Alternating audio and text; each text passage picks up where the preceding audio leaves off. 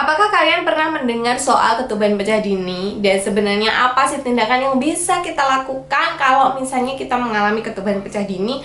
Dan sebenarnya apa sih ketuban pecah dini itu? Bahaya nggak buat janin? Kalau kamu penasaran, kamu boleh simak video berikut sampai habis. Halo, selamat datang di Kriyo Life. Ngobrolin kesehatan bareng aku, Bidan Oni. Hari ini kita akan cerita-cerita soal ketuban pecah dini. Sebelumnya aku sudah pernah bahas soal ketuban, mulai dari apa itu fungsinya, kenapa dia penting, dan apa aja tanda-tanda bahaya si ketuban ini. Kalau kalian belum nonton videonya, kalian bisa klik link yang ada di atas sini. Hari ini kita akan bahas khusus tentang ketuban pecah dini. Mungkin kelainan-kelainan ketuban yang lain akan aku bahas di lain waktu. Jadi pada intinya ketuban pecah dini adalah ketuban yang sudah pecah, entah itu karena selaput ketubannya pecah atau karena selaput ketubannya itu retak, tapi intinya si air ketuban itu sudah keluar melalui jalan lahir. Dan 24 jam setelah si air ketuban ini keluar, tidak ada kemajuan atau tanda-tanda persalinan. Jadi kalau ketuban kamu keluar dan 24 jam setelahnya itu nggak ada tanda-tanda persalinan sama sekali, kamu dikategorikan mengalami ketuban pecah dini. Nah, kalau misalnya kalian di rumah terus tiba-tiba kok mengeluarkan kayak cairan gitu ya dari kemaluan, kayak pipis, tapi kok kayaknya bukan pipis karena warnanya atau baunya berbeda dan kalian ragu-ragu, kalian bisa membeli kertas lakmus. Ini bisa dibeli di apotek atau di toko alat kesehatan, gunanya untuk mengecek air ketuban. Karena terus terang, aku tuh juga susah gitu kalau misalnya ada yang email atau yang DM, "Bu, aku tadi mengeluarkan cairannya kayak gini gini gini. Ini kira-kira ketuban bukan ya?" gitu. Nah, sorry, aku nggak bisa nerawang, Bu, karena itu benar-benar harus dicek pakai kertas lakmus sifatnya apa, asam atau basa. Karena ketuban itu sifatnya basa. Kalau kamu ngecek pakai kertas lakmus pink dan itu kertas lakmusnya berubah menjadi biru, maka itu pasti ketuban karena sifatnya basa. Jangankan yang cuman konsultasi online ya. Kalau misalnya ada pasien gitu yang dia mengeluh mengeluarkan cairan dari vaginanya, aku tetap periksa pakai kertas lakmus gitu buat lihat apakah ini air ketuban atau enggak. Jadi kalau misalnya di rumah kalian mengalami pengeluaran kayak gitu, silahkan dicek dulu pakai kertas lakmus. Kalau misalnya itu positif ketuban, kalian tenang dulu, usahakan minum yang cukup, lalu segera ke rumah sakit atau ke tempat pelayanan kesehatan terdekat. Kenapa sih kalian harus langsung ke tempat kesehatan, ke rumah sakit atau ke rumah bidan? Kalau misalnya ketuban kalian sudah pecah atau rembes, karena seperti yang aku jelasin di video soal ketuban, kalau ketubannya sudah rembes atau sudah keluar air ketubannya, itu tandanya selaputmu itu antaranya sudah robek atau retak gitu, atau ya namanya juga rembes, bolong kecil gitu. Nah, si bolongan ini akhirnya bisa buat tempat masuk kuman. Jadi si bayi yang sebenarnya dia itu dibungkus selaput ketuban, dia steril di dalam rahim kita, dia steril. Ketika air ketubannya sudah rembes keluar, berarti selaputnya sudah bolong. Kalau selaputnya itu udah bolong, maka kuman-kuman, bakteri-bakteri yang cuma seupit gitu kecilnya itu bisa masuk dan itu bisa menginfeksi si bayi. Tentunya itu akan berakibat kurang baik pada kesejahteraan dan kesehatan si janin. Makanya aku selalu bilang, kalau misalnya kontraksi belum terlalu teratur, ya nggak usah lah gitu ke bidan dulu. Kalau mau ditunggu teratur boleh, tapi kalau air ketubannya sudah keluar, kalian harus segera ke rumah sakit atau ke rumah bidan atau ke dokter kandungan. Pokoknya intinya harus periksa, karena memang kalau ketubannya sudah rembes itu resiko infeksinya sangat tinggi. Lalu sebenarnya ketuban pecah dini ini perawatannya itu berbeda antara ibu yang sudah berusia 37 minggu ke atas kehamilannya atau ibu yang kehamilannya itu masih di bawah 37 minggu, dan juga ada yang di bawah 24 minggu. Itu beda-beda semua, treatmentnya, perawatannya beda semua.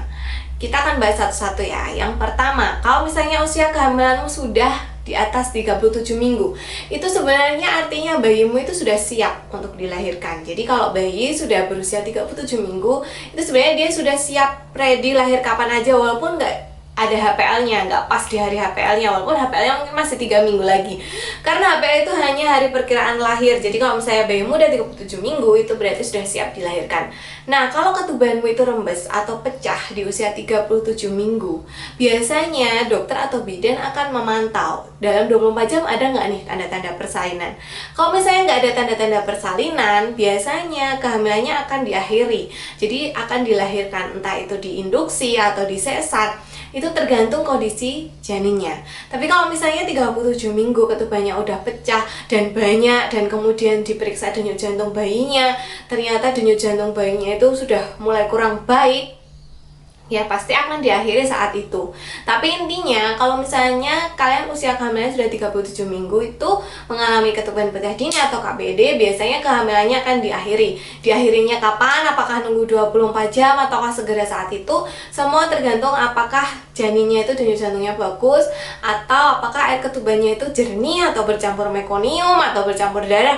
Seperti itu. Lah terus, kalau misalnya usia kehamilannya belum ada 37 minggu tapi sudah di atas 24 minggu gitu. Jadi sudah masuk di trimester 3. Biasanya langkah pertama yang akan dilakukan oleh dokter adalah pasti memeriksa denyut jantung janinnya kayak apa. Terus di USG air ketubannya itu masih banyak atau enggak. Terus biasanya si ibu akan ditanya, tadi yang keluar itu air ketubannya warnanya apa?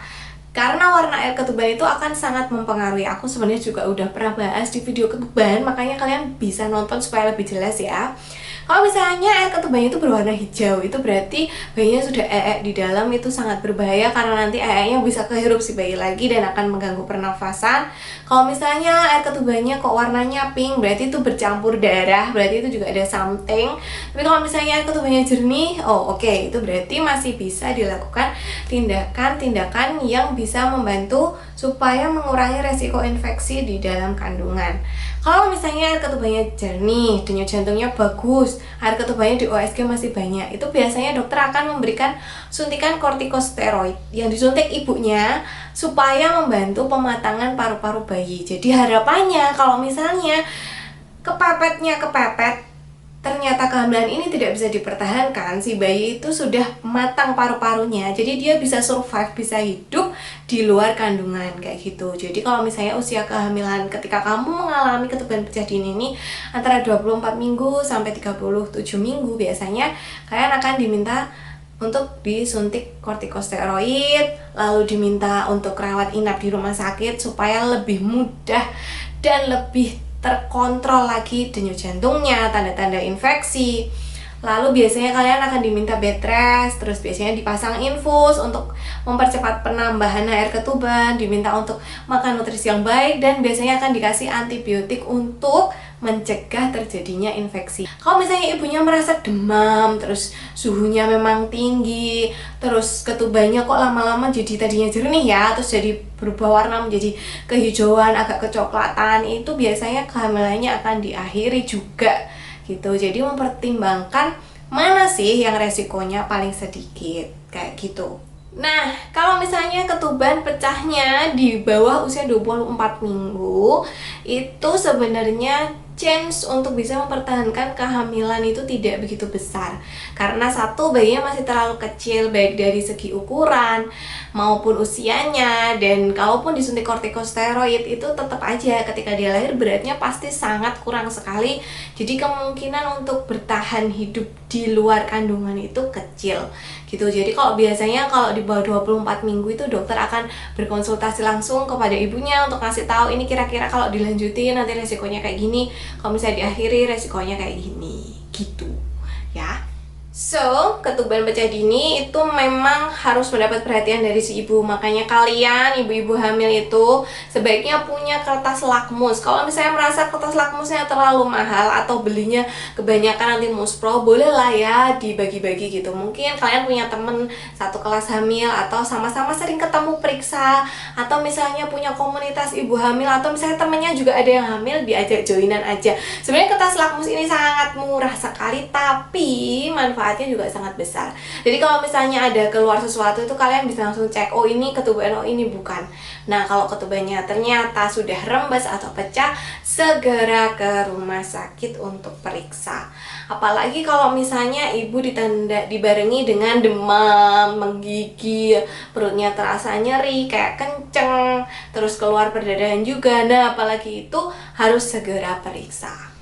Semoga jelas ya soal ketuban pecah dini. Jadi kalau misalnya kalian mengalami dan tiba-tiba dokternya ini kayaknya harus disesar sekarang deh mbak, karena denyut jantungnya sudah jelek gitu ya, please jangan menawar-nawar lagi buat normal gitu. Karena kalau misalnya ditunggu semakin lama kan chance atau resiko infeksinya semakin besar. Tapi kalau dokternya bilang, oh ini masih bagus mbak semuanya, masih bisa diinduksi, atau misalnya, oh ini masih bagus mbak karena kehamilannya belum 37 minggu, kita kasih dulu pematang paru sama antibiotik ya, mbaknya sekarang istirahat baring dulu. Nah itu juga nggak apa-apa. Sampai di sini dulu video tentang ketuban pecah dini, semoga memberi pencerahan. Dan silahkan tinggalkan sharing, komentar, masukan di kolom komentar di bawah. Share video ini sebanyak-banyaknya, siapa tahu tetangga kamu butuh. Dan jangan lupa follow aku di Instagram juga @bidankriwil, karena biasanya aku juga share info kesehatan di sana. Bye bye.